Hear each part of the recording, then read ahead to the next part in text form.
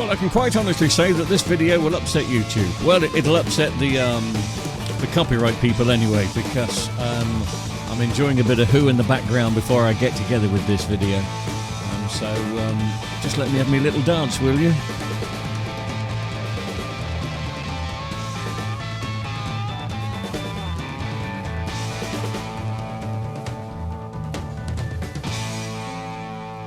Anyway, so a lady gets in contact with me yesterday. She's got this 32-inch Samsung, which you see in front of you. Every time she switches it on, it gets the HDCP warning, which is the High Definition Copyright Protection Protocol.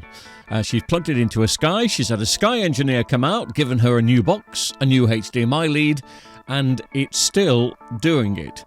It is a problem with the Sky, and it is a problem with the connectivity of the TV and the firmware of the TV.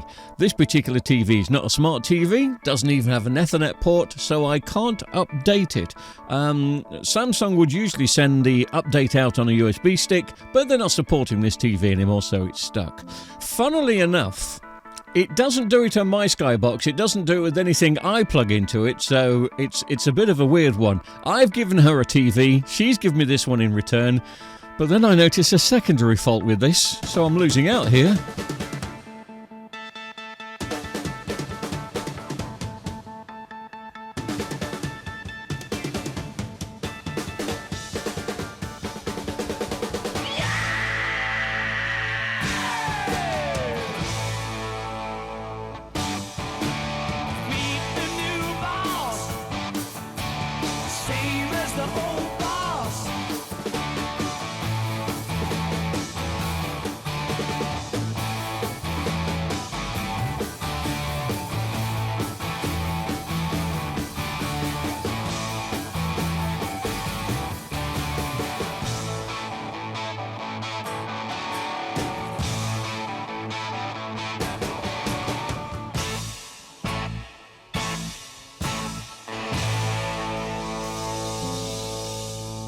Big finish.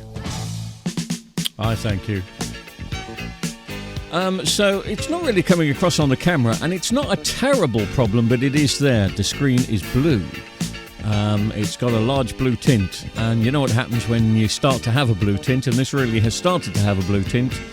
A couple of days later, it all goes wrong. So I've set myself a little silly challenge, because we do that from time to time, don't we? Real silly challenges. My challenge today is using any backlights I can find. Don't have to be the original ones, and I doubt I'll find original ones, but just get this working again.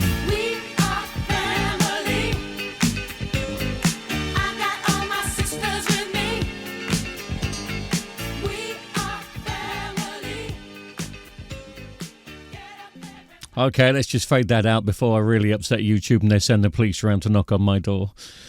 So I've gone to the lookup to look for some suitable backlights for these. I'll never find the original backlights. Amazingly, I found 3 different sets of backlights with 7 LEDs in. So I found so many that will fit. And then to my utter amazement, I found an original set. Well, the set is for a UE32J61. This is a UE32J61. So 10 variations different. But I lined the backlights up as you saw there, and I thought, fantastic, I've done it. As you'll see in a second, you'll realise there is one slight problem. But it's only a slight problem. Again, this is a TV that it's just going to stay with me. It's going to be a monitor.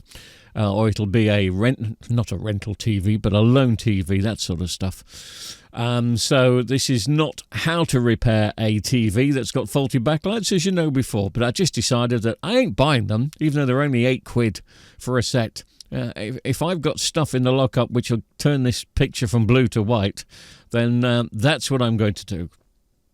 The other thing, unfortunately, and I don't notice this until I'm doing the editing, but about 15% of the footage I took tonight didn't come out. Now, that's the bad news. The good news is, because it didn't come out, I investigated, and after 3 months of issues, I have found the camera that's causing me all the problems of the lost footage, because it's really just gone haywire tonight, and it was the Desktech 4K camera made by a company called Desktech. They had rave reviews, but it's just pulling too much current for a camera, and it's also taking too many megabytes a second. The other 4K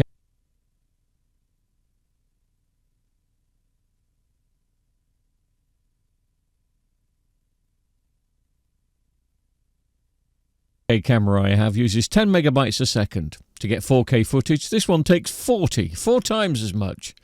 And of course, it's causing the computer to just crash. It can't handle it. So I realised that tonight. So if it looks like there's lots of footage missing, and I can already see there's lots of footage missing, because there's footage of me hunting for the backlights, which has disappeared. So I do beg your pardon. That's the reason why. So if it looks like it's been badly edited, that's because it's been badly edited, because there's bits of footage missing. But you'll see in a second what I mean when I realise that I think I've got the perfect set of backlights for this, but I haven't. And you may have already noticed because I'm staring. They do kind of line up. There may be a millimetre out here and there, but that doesn't really matter. As I say, because I'm just using this for a monitor, but the connection's different. Now, unfortunately, I can't zoom in, I can't use mobile camera. It's gone funny, and I'm throwing it away. So it means getting out the soldering iron. I don't think I've got footage of the soldering iron. This is going to be a lousy video. There's very little, but I'll narrate the story as I go along. Let me show you what the other camera is doing. So I recorded 6 minutes worth, and this is what comes out. That was it. Did you see it? So I'll show you the freeze frame of what I did.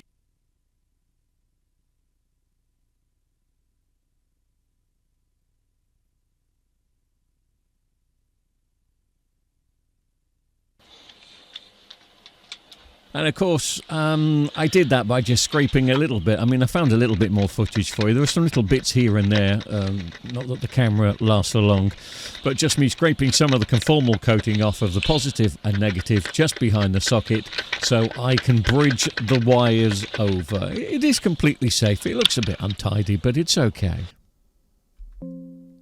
And I am really editing this on the fly tonight, because as I go through, I find some other little bits of footage which have come out a little bit longer that I can use. For instance, this is when I found the backlights, the ones that I thought were absolutely perfect, until I got to the socket bit. And you can tell the socket difference there. The ones on the bottom are the new ones.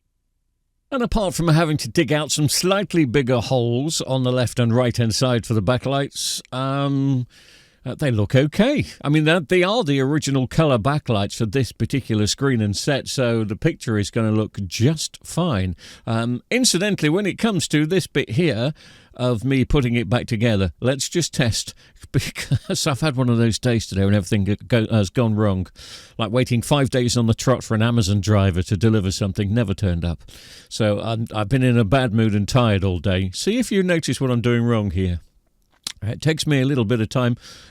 You can't probably tell from this camera angle, but I noticed that, wow, this screen is clean.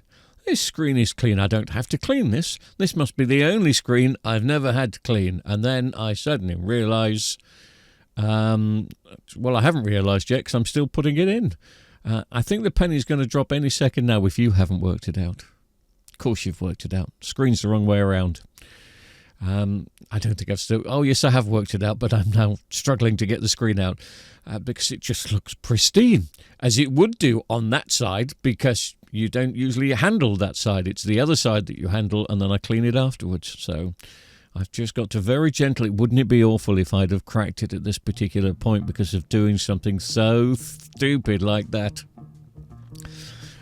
Yes, but spoiler alert, I don't crack it, so let's put that back in.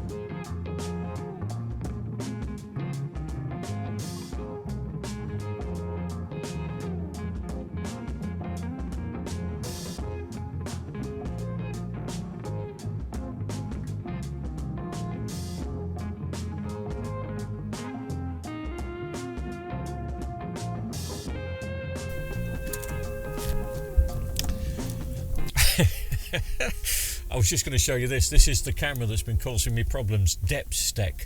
Nothing wrong with Depth-Stec cameras in general, I don't think. They are an entry-level 4K camera, but this is the one that's been causing me all the problems. They do say, don't they, that if you have problems with a PC, check the last thing you either downloaded or the last thing that you plugged in. And this was the last thing I plugged in about 2 months ago, and I've just had no end of computer problems. I've ended up having a new computer. Went to Windows 11, then we got Windows 10 back on it, and Windows 11 again. It's because of this. My 4K camera that I'm using here, that you can see, is taking 11 megabytes a second to do this 4K footage. This can take up to 60. It's too much. I don't think it's supposed to be. There's just something wrong with the sensor in this. I think in general, they're probably pretty good. I bought this second hand off eBay, cheap. I think the guy knew there was a problem, and it took me a time to realise. But anyway, that's why that some of the footage has been missing tonight, but hopefully you kind of got the picture. Anyway, we've got the TV here. I'm going to plug it in, but I'm going to throw this away. Fuck off.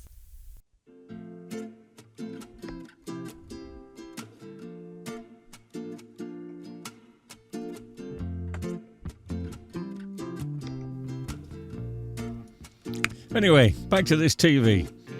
I didn't give you the model number of the TV at the start. Well, I think I tried to film it, but for obvious reasons it didn't come out. This is a UE32J6100.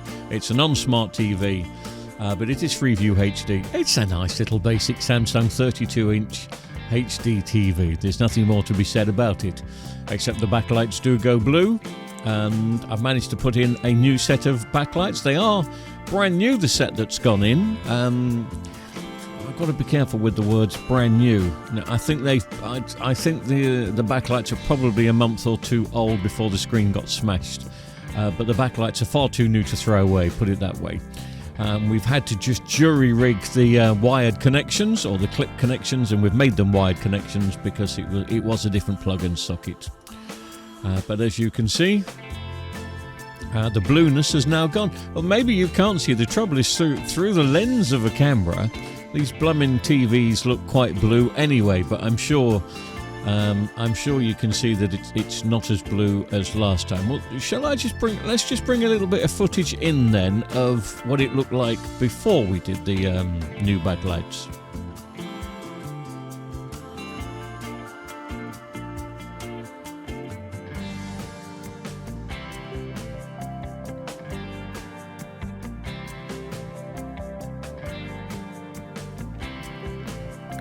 Again, it's hard to tell on camera. You can't be 100%. If you've got kind of a trained engineer's eye when it comes to TV repair, you can tell that is going blue. I mean, obviously I saw the backlights when I took them out and they were blue, baby. But they're not now. It looks like this and it's okay.